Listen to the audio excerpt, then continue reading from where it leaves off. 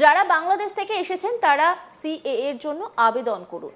রবিবার 13 জুলাই উত্তর 24 পরগনার গোপালনগরে মতুয়া ধর্ম চিন্তন শিবিরে অংশ নিয়ে এই বার্তা দেন কেন্দ্রীয় জাহাজ প্রতিমন্ত্রী ও বনগাঁর বিজেপি সাংসদ শান্তনু ঠাকুর।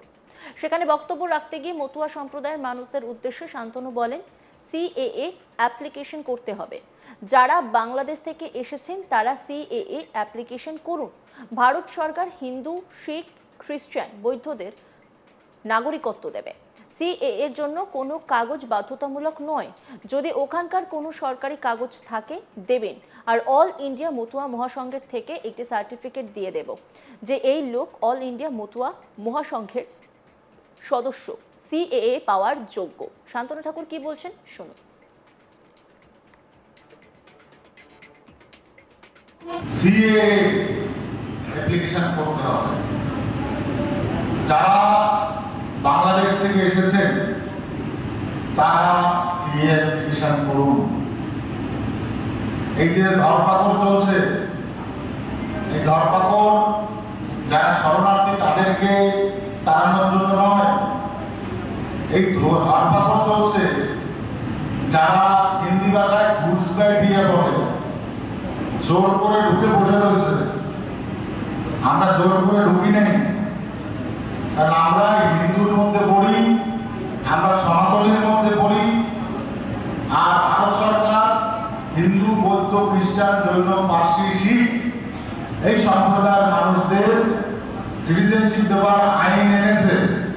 অতএব আমরা যদি সিটিজেনশিপ আইন এবং তাতে যদি অ্যাপ্লিকেশন করি তাহলে কিন্তু আমরা সিটিজেনশিপ আইনের আয়ত্তে পড়লাম। তার ক্ষমতা নেই আমাদেরকে আলাদা করে চিহ্নিত করে কেউ পাঠাবে। যার জন্য আমরা বলছি যে আপনারা যারা বাংলাদেশ থেকে সশরীরে আসছেন তারা সিএএ অ্যাপ্লিকেশনটা করুন দয়া করে। এতে কোনো রাজনৈতিক যুক্তি তর্ক কোনো কিছু না। আর একটা কথা মনে রাখবেন, সিটিজেনশিপ দেওয়ার দায়িত্ব সেন্ট্রাল গভর্নমেন্টের, রাজ্য সরকারের না। অর্থাৎ রাজ্য সরকার কি চেঁচামেচি করলো কি, যে আমি কোনো রাজ্য সরকারের কথা এখানে পার্টিকুলার বলছি না। আমি বলতে চাচ্ছি কোন রাজ্য সরকারের কি চাচায় চুপ করে থাকবে, তোমার যাওয়ার দিন বলে দাও, আমরা সিটিজেনশিপ অ্যাপ্লাই করব। ভবিষ্যতের জন্য, ভারতবর্ষকে সুরক্ষিত রাখার জন্য আমরা অতপ্রতভাবে ভারত সরকারের সাথে থাকবো, আছি এবং আমাদের কর্মকাণ্ড চালু থাকবে। যদি আপনার ওখানে কোনো স্কুল সার্টিফিকেট থাকে, ওখানকার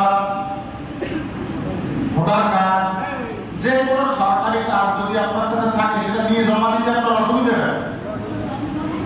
ঠাকুরবাড়িতে একটা জেরক্স কপি দেবেন, ঠাকুরবাড়িতে অ্যাপ্লিকেশন করবেন, ওইখান দিয়ে সিটিজেনশিপের যে আমাদের আছে অল ইন্ডিয়া মতুয়া মহাসংঘ আছে তার কাছ থেকে আমরা সার্টিফাইড করবো যে এই লোক অল ইন্ডিয়া মতুয়া মহাসংঘের সদস্য, এ পাওয়ার যোগ্য। কোন রকম কোনো সার্টিফিকেট বাধ্যতামূলক নয়। যারা নিয়ে গুঞ্জন ছড়াবে বা ছড়াচ্ছে তাদের উদ্দেশ্য রাজনীতি করা। আমাদের উদ্দেশ্য আমাদের মানুষদের সিটিজেনশিপ দেওয়া। তাহলে বড় আন্দোলন করতো না, তাহলে পিয়ার ঠাকুর মশাই আন্দোলন করতো না, তাহলে গণপতি বিশ্বাস আন্দোলন করতো না, আমার সময় কষ্ট লাগেনি। যত রাজ্যের নাটক শুরু করেছে এরা, থাকে থাকে সিএ নিঃশর্ত লাগু করে। শর্ত কোথায়? শর্ত ছাড়া কোনো আইন পাস করানো যায়? কাট অফ ডেট ছাড়া কোনো আইন পাস করানো যায়? একটা আইন ইনফিনিটি চলতে পারে নাকি? সম্ভব? অশিক্ষিতের দল যত রাজ্যে কিছু জানে না, শোনে না, নিঃশর্ত নাগরিকত্ব দিতে পারে। নিঃশর্তটা সবই তো নিঃশর্ত। নাগরিকত্ব দেওয়ার সময় কিন্তু পয়সা নিচ্ছে সরকার। তো যাই হোক, অ্যাপ্লিকেশন কিন্তু সকলে করবেন, কোনো ঝামেলা নাই। ঠাকুর বাড়ি চলে যাবেন, না বুঝতে পারবে, সংগঠন দিয়ে আমাদের করে দেবে। পরবর্তীকালে সাংবাদিকদের মুখোমুখি হয়ে শান্তনু ঠাকুর আরও বলেন, মানুষের কানে তো জল যায় না। ধরপাকড় শুরু হয়েছে, এখন আবেদন হবে। সিএএ না করলে অসুবিধায় তো অবশ্যই পড়তে হবে। বাংলাদেশ, পাকিস্তান থেকে যারা এসেছে তারা তো ভারতের নাগরিক ছিল না। অবৈধভাবে যারা এসেছে তাদের ধরপাকড় চলছে পুশব্যাকের জন্য। ধরা হচ্ছে রাজ্য সরকারের মধ্যে দিয়ে, তবে যাদের ধরা উচিত রাজ্য সরকার তাদের ধরছে না। শান্তনু ঠাকুর কি বলেছেন শুনুন। ধরপাকড় শুরু হয়েছে, এখন আবেদন হবে আস্তে আস্তে। ধরপাকড় শুরু হয়েছে তো আবেদন হবে, মানুষের কানে তো জল যায় না মুখে বক্তব্য দিলে। না না, সিএ না করলে অসুবিধায় পড়তে তো অবশ্যই হবে। বাংলাদেশ পাকিস্তান থেকে যারা এসছে তারা তো ভারতের নাগরিক ছিল না, অবৈধভাবে যারা এসছে তারা ঠিক নয়, তাদেরকে বাংলাদেশে পুশব্যাক করার জন্য ধরপাকড় চলছে। যারা অবৈধভাবে প্রবেশ করেছে তাদের ধরা না করছে, ধরছে অনেককেই, এবং সেটা স্টেট গভর্নমেন্টের মাধ্যমে ধরা হচ্ছে। যাদের ধরা উচিত স্টেট গভর্নমেন্ট তাদের ধরছে না। ধরপাকড় শুরু হওয়াতে মানুষের মধ্যে যে একটা বিশৃঙ্খলতা শুরু হয়েছে সেটাই মূলত মানুষকে সচেতন করছে।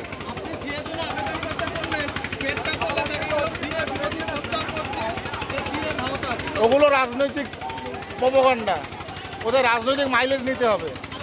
ওদের কোনো এখতিয়ারভুক্তই না, ওরা সিএ সেন্ট্রাল গভর্নমেন্টের ইস্যু। শান্তনু ঠাকুরের মন্তব্য নিয়ে মমতা বালা ঠাকুরের মতুয়া মহাসংঘের প্রাক্তন সাধারণ সম্পাদক প্রসেনজিৎ বিশ্বাস কি বলছেন শুনুন।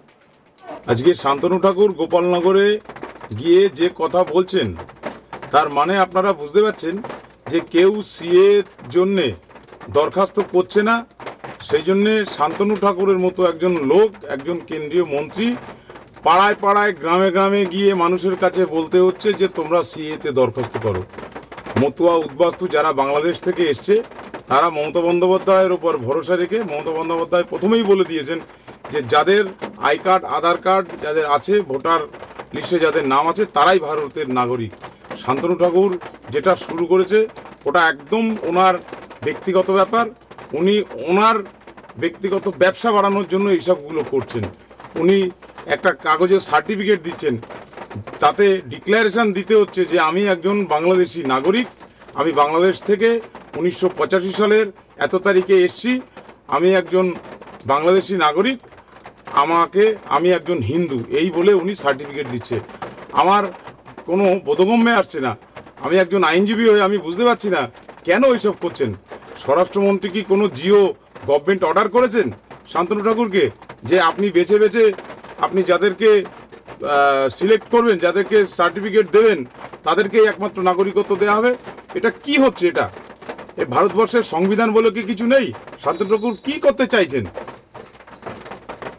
আমরা মনে করছি যে এটা সম্পূর্ণ ভেগ, এবং ওনার পেছন থেকে মানুষজন সরে যাচ্ছে, যার জন্য উনি গ্রামে গ্রামে গিয়ে ওনাকে মানুষের কাছে গিয়ে বলতে হচ্ছে। ওনার পার্টির বিজেপি পার্টির নির্দেশ অনুযায়ী সামনে বিধানসভা নির্বাচন, সেই জন্য পার্টির নির্দেশ অনুযায়ী গ্রামে গ্রামে গিয়ে ওনাকে বলতে হচ্ছে যে তোমরা সিএতে দরখাস্ত করো। তো কেউ এই সিএতে দরখাস্ত করবে না। মানুষ যারা উদ্বাস্তু, যারা ওপার বাংলা থেকে এসছে, যারা যেভাবে আছে তারা এইভাবেই থাকবে, এ নিয়ে কোনো সন্দেহ নেই, এবং মতুয়ারা মমতা বন্দ্যোপাধ্যায়ের সঙ্গে আছে। অন্যান্য খবরের আপডেটের জন্য অবশ্যই নজর রাখুন আজ তাক বাংলার ইউটিউব স্ট্রিমিংয়ে। লাইক, কমেন্ট, শেয়ার এবং সাবস্ক্রাইব করতে ভুলবেন না।